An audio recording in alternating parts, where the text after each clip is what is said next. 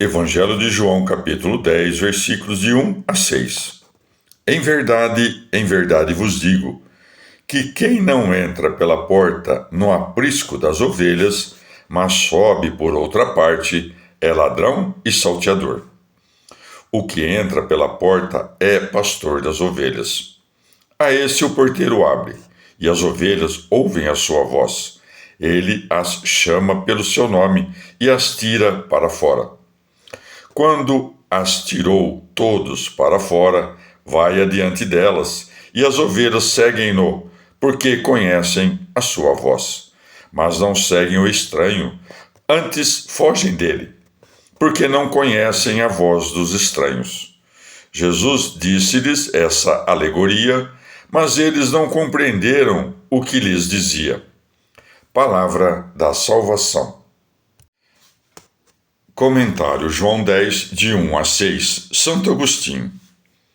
Há muitos que, por seus costumes, são chamados homens de bem, os quais, aparentemente, observam o que manda a lei, mas não são cristãos e, normalmente, vangloriam-se como os fariseus. Porventura também nós somos cegos? João 9,40.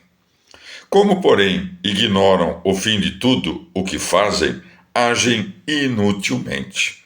O Senhor, entretanto, sob a figura do rebanho e da porta pela qual se entra no aprisco, diz-lhes: em verdade vos digo, que quem não entra pela porta no aprisco das ovelhas, mas sobe por outra parte, é ladrão e salteador. Digam os pagãos, digam os judeus, digam os hereges: levamos uma vida boa. Se não entram pela porta, que ganham com isso? O fim do bem viver é dar a cada um a vida eterna. Não se pode dizer que vivem bem os que, por cegueira, ignoram o fim do bem viver, ou por orgulho o desprezam. Ora, ninguém pode ter a esperança de viver eternamente se não conhece a vida, que é Cristo, e entra por esta porta no aprisco.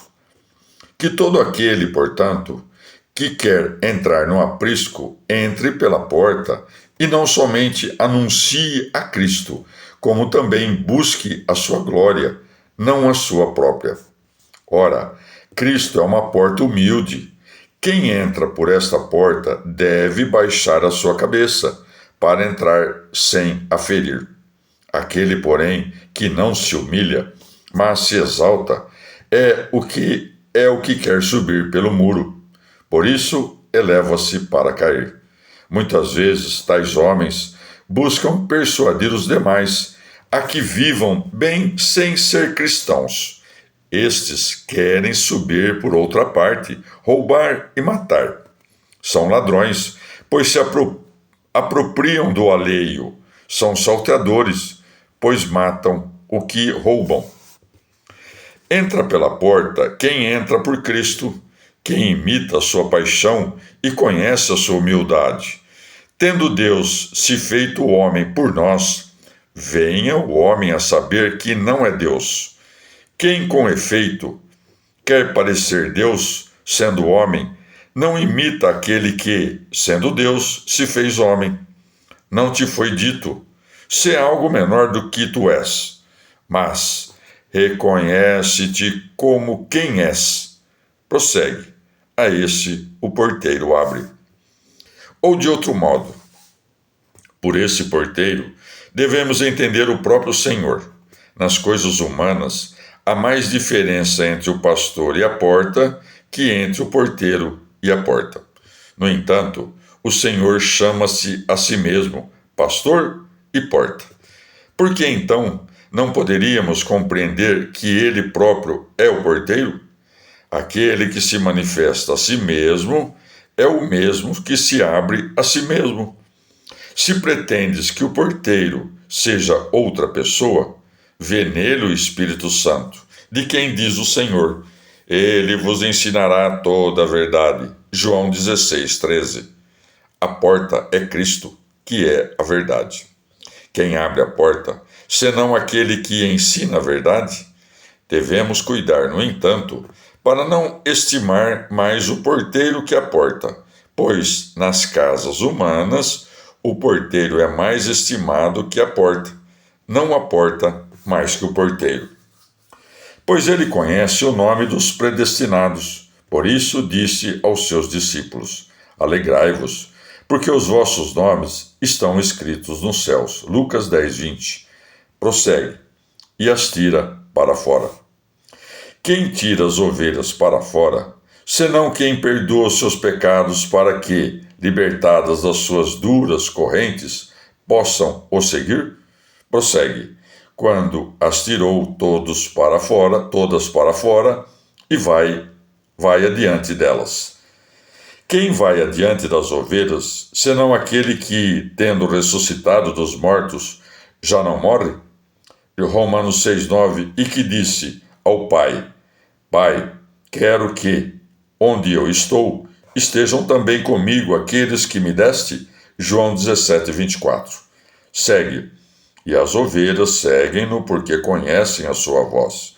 Mas não seguem o estranho, antes fogem dele, porque não conhecem a voz dos estranhos. Como resolver essa questão? Às vezes, aqueles que não são ovelhas ouvem a voz de Cristo. Judas, com efeito, ouviu, mas era lobo. E às vezes as ovelhas não ouvem, pois alguns daqueles que crucificaram Cristo não ouviram, mas eram ovelhas. Alguém dirá: quando ainda não ouviam, não eram ovelhas. Tendo ouvido a voz, mudaram-se de lobos em ovelhas.